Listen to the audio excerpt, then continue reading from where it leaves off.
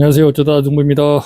오늘은 24년 6월 21일입니다. 인공수분한 지 77일째 되는 날입니다. 자, 일단은 창고 쪽부터 온도 확인해 보도록 하겠습니다. 또 갱신이군요. 최고 온도 35.2도, 최저 온도 18.7도였습니다. 처음에 이걸 잠깐 보여드렸었는데요. 오늘은 뭘 해볼 거냐면요. 자, 일단 보시면 저희가 관수할 때 쓰는 옥타8이라는 관수용 자재라고 할 수 있겠죠. 이게 어떻게 생겼냐면 이렇게 분해가 돼요. 이렇게 이런 식으로. 그래서 여기 구멍이 8개가 있습니다. 여기에 총 8개의 구멍을 가지고 있는데 이 8개의 구멍에서 이렇게 해서 물이 나오는 거예요. 일단 가서 보여드릴 거고요. 전 이거를 충분히 또 구매를 해뒀습니다. 미리. 얘가 청소를 아무리 해도 또 막히고 그리고 이건 계속 재활용이 가능한데 문제는 이거 이제 빠져서 없어져 버려요. 그러면은 이걸 찾을 수가 없습니다. 풀 속에서는. 그래서 좀 충분히 구매를 미리 해뒀다. 요거는 빨간색 이렇게 좀 이쁘죠? 예, 똑같은 옥타8인데 얘는 검정색.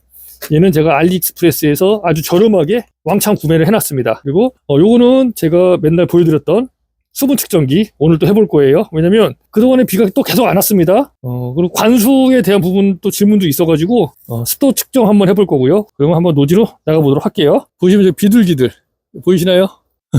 여기 제가 이제 초생재배를 하다 보니까 요런 비둘기들이 와가지고요 뭘 저렇게 자꾸 집어먹어요. 먹이가 많이 있으니까 와서 이렇게 먹는 것 같아요. 집도 잖아요. 솔직히 집 져놓는 거는 놔두면 안 됩니다.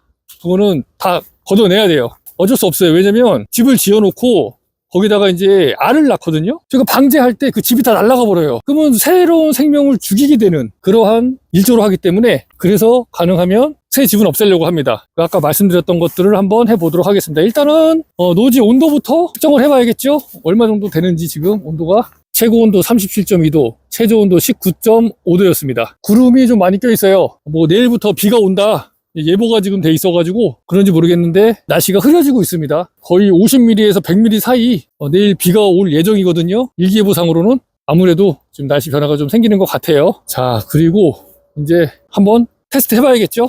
한번 해봅시다. 자, 일단은 수분 측정부터 한번 해보겠습니다. 요걸로 측정은 기존과 동일하게 그냥 랜덤으로 할 예정이고요. 지금 비가 안 온 지가 정확하게 지금 모르겠네요. 하여간 2주는 넘었을 겁니다. 초반에는 비가 엄청 오더니 지금은 또 비가 아예 안 와요. 여기는 지금 F열하고 G열입니다. 예초가 지금 돼 있는 상태죠. 풀이 지금 요 밑에는 없어요. 이 나무 밑에는 한번 측정해 볼게요. 잘 들어가려나 모르겠네요. 들어가지네. 잘 들어가지네요. 자, 수분이 보시는 바와 같이 70에서 80% 사이 되고요. pH는 6.5 정도 되네요. 6.5. 여러분들 보시는 그대로입니다. 저 밑으로 한번 또 내려가 볼게요. 그냥 요 줄만 해보겠습니다. G열만 측정을 해볼게요. 요쯤에 한번 해볼까요? 나무 밑이 아니고 좀 약간 이렇게 좀 떨어진 쪽 해볼게요. 자, 여기도 푹 들어가네요. 아주. 자, 보겠습니다. 여기는 지금 수분이 한 50에서 60% 정도 있네요. 그죠? 그리고 pH는 6.89 정도 되는 것 같습니다. 자, 또 아래쪽 가볼게요. 거의 비가 안 왔어요 지금. 근데도 불구하고 거의 5, 60% 정도 있네요. 내일 만약에 비가 안 오면 이 정도면 관수를 한번 해줄 때가 된 거라고 볼 수 있을 것 같아요. 제가 한 50% 정도 생각하고 50% 밑으로 떨어지면 관수를 할 생각이었거든요. 여기도 한번 해보겠습니다. 자, 여기는 조금 잘 안 들어가네요. 자, 여기도 한번 볼게요. 여기는 수분이 80% 정도 있고요. pH는 여기도 한 7.87 정도 되는 것 같아요. 자, 보였죠, 여러분? 요거는 지금 이제 오프 시킨 거고요. 자, 이렇게 해서 G열만 봤을 때 가운데 쪽에 지금 물이 조금 한 50% 정도 있는 것 같고요. 저 위쪽하고 요 아래쪽은 거의 한 80% 정도 이렇게 수분을 가지고 있는 걸로 보여주고 있습니다. 비가 한동안 안 왔어도 토양 자체 매일 새벽마다 이슬이 내리고 그 이슬이 땅속으로 젖어들면서 그 수분을 그래도 어느 정도는 간직하고 있는 것 같아요. 물론 제가 이걸로 잰 건 요 길이가 한 15cm 정도 됩니다. 지금 15cm 정도 깊이 정도만 지금 수분 측정을 한 거라고 보시면 돼요. 배나무는 보통 한 30cm 밑으로 잔뿌리들을 이제 가지고 갑니다. 물론 뭐 그 위에도 잔뿌리가 있긴 있죠. 근데 토양이 좋으면 좋을수록 뿌리는 깊게 넓게 확장을 해 나갑니다. 여러분들이 아시는 배나무는 대부분 뿌리가 30cm 위에 있어요. 대부분. 그 이유는 왜 그러느냐? 여러분들은 무거운 기계를 투입해 갖고 매년 경운을 합니다. 경운의 이유는 보통 퇴비를 주고 나서 그 퇴비를 섞어서 안으로 넣어주기 위해서 경운을 하겠죠. 그죠? 그리고 또 수세가 강한 경우에 침토파세라고 해서 뿌리를 잘라주는, 아마 맞을 겁니다. 제가 알기로는 저는 그렇게 알고 있는데, 뿌리를 잘라주어서 세력을 약화시키는 그러한 작업들을 합니다. 근데 그런 작업들을 하기 위해서는 아주 무거운 기계가 들어옵니다. 여기에 그러한 기계가 들어왔을 때 실제 로타리를 칠 수 있는 그 깊이는 30cm 내외예요. 그럼 30cm 밑으로는 계속해서 땅이 다져진다. 계속 경반화가 된다. 그래서 여러분들 배나무 뽑아낼 때 보시면 뿌리가 30cm 깊이 정도에서 보실 수가 있으실 거예요. 그리고 그게 정상적인 거라고 여러분들은 생각하실 거고요. 하지만 그건 정상적인 게 아닙니다. 어떤 나무든 뿌리가 깊고 넓게 나가려고 하지, 좁고 지표면상에 있으려고 하는 뿌리는 단 하나도 존재하지 않아요. 단지 우리가 그렇게 만든 거죠. 그러니까 여러분들은 매년 토양 시비를 해주는 겁니다. 표층 시비를 해주고 로타리를 쳐서 30cm 밑으로 그 퇴비를 넣어주어가지고 그 퇴비를 먹고 배나무가 자랄 수 있게 매년 그렇게 하고 있는 거예요. 근데 저는 로타리를 치지 않습니다. 그리고 호미를 심어서 경관층을 파괴하려고 노력을 하고 있어요. 그 이유는 뭘까요? 뿌리가 더 깊게 들어갈 수 있게, 더 넓게 확장할 수 있게 해주기 위함입니다. 결과적으로 뭐냐면 뿌리가 깊게 들어갈 수 있게 해준다면 굳이 위에다가 표층 시비를 하지 않아도 기존에 몇 천년 이상, 몇 만년 이상 축적되어 온 이 땅속의 양분을 배나무가 끌어다가 먹을 수가 있게 되는 거죠. 그리고 그러한 것들을 먹기 위해서는 물이 필요한데, 호미를 제가 파종을 해줌으로 인해서 땅속에 공극이 생기게 해서 그 공극 사이사이로 수분이 들어가서 땅속에 수분을 머금고 있고, 그 머금은 땅속 그 공극을 통해서 뿌리가 또 안으로 침투해서 그 안에 있는 양분을 획득할 수 있는, 그렇게 저는 하려고 하는 겁니다. 그러면 뿌리는 갈수록 더 깊게 넓게 퍼질 거고, 그만큼 들어가면 들어갈수록 더 뿌리는 단단해지고 어떠한 어려움에도 자기 스스로가 이겨낼 수 있는, 저는 힘을 갖는다고 생각을 해요. 사람이 별도로 뭔가를 주지 않아도 스스로가 땅속에 있는 양분을 끌어다가 쓸 수 있는 그러한 단계까지 가야 된다고 저는 생각을 합니다. 그러면 배나무 스스로가 병충해도 어느 정도는 이겨낼 수가 있다. 너무 인간의 손이 많이 가면 그만큼 약해지는 거예요. 인간한테 의지하게 되고. 그죠? 인간이 어느 정도 좀 뒤로 물러나면 나무 스스로가 면역력을 갖기 위해서 노력을 합니다. 저는 그렇게 생각을 해요. 여러분들 어떻게 생각할지 모르지만 100%는 그렇게 면역력을 가질 수 있을 때까지 기다려줄 수 없어요. 왜냐면 저는 배농사를 지어서 먹고 살아야 하는 그런 직업을 갖고 있기 때문에 어느 정도는 제가 개입을 해서 저도 이제 먹고 살고 그렇게 지금 농사를 짓고 있는 겁니다. 그래서 가능하면 제초제도 사용하지 않고 농사를 지으려고 하는 거예요. 풀을 키워서 자연적으로 많은 종의 어떤 곤충들이나 생물, 미생물들이 여기에서 같이 어우러져서 잘 살아갈 수 있게, 그러면서 만약에 어떠한 충이나 병이 득세하지 않도록 중간중간에 제가 약을 쳐주면서 개체수 조절을 맞춰주는 거죠. 원래 개체수 조절도 자연이 해요, 원래는. 근데 자연이 할 때까지 기다렸다가는 저는 굶어 죽습니다. 그러니까 이렇게 한다 보시면 됩니다. 자, 그래서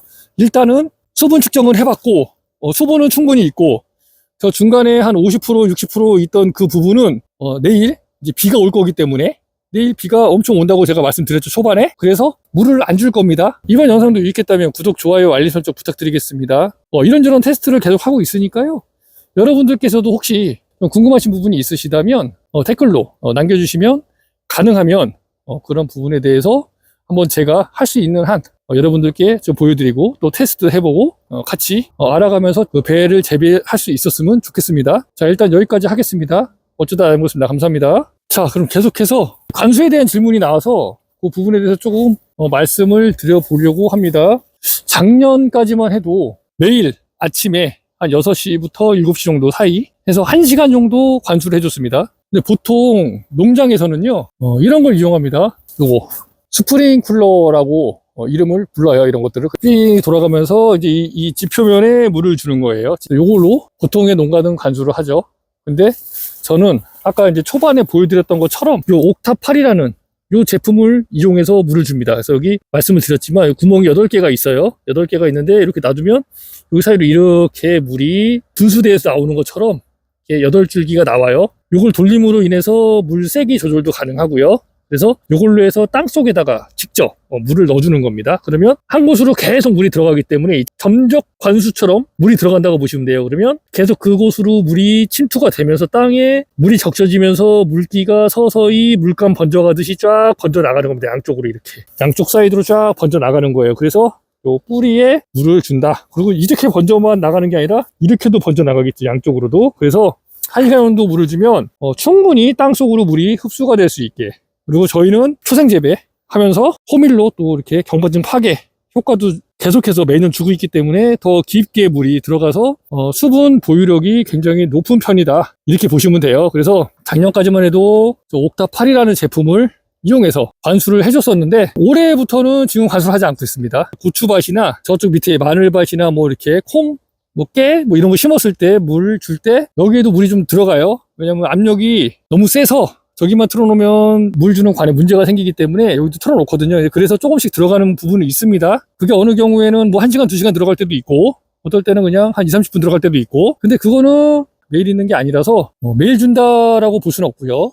가끔 들어간다 이렇게 보시면 돼요. 그래서 요 근래는 이제 물을 안 주는 이유가 뭐냐 경반층이 어느 정도 파괴됐다 생각을 합니다. 제 나름대로는 한 3, 4년 정도 그 정도 지금 호미를 계속 파종을 해서 땅속을 어느 정도 저는 조금 뚫고 들어갔다 생각을 하거든요. 그래서 물을 안 줘도 되지 않을까 해서 이 수분 측정기를 이용해서 가끔씩 측정을 해보면서 물이 얼마나 있는지 요거는 이제 15cm 깊이니까 15cm 깊이의 물이 그 정도 있다면 그 밑으로도 전 더 있다고 보거든요. 왜냐면 이 경반층이 어느 정도 파괴가 돼서 들어갔을 거라고 생각을 하니까 그 정도 깊이의 물이 있다면 그 밑으로도 충분히 더 적셔서 들어갔을 거라고 저는 생각을 합니다. 물론 파보진 않았지만 지금은 관수를 하고 있지 않아요. 측정해보고 만약에 50% 미만이다. 그러면 그때 이제 관수를 해주려고 생각을 하고 있습니다. 왜냐면 모든 식물은 물이 있어야 토양 속에 있는 양분을 물을 이용해서 흡수할 수가 있어요. 관수는 그렇게 하고 있습니다. 그래서 여러분들 토양에 맞게 저는 관수를 해야 된다고 생각해요. 중요한 건 아침에 관수를 해줘야 된다. 보시면 아침에 이슬이 이렇게 내려앉잖아요. 온도차로 인해서.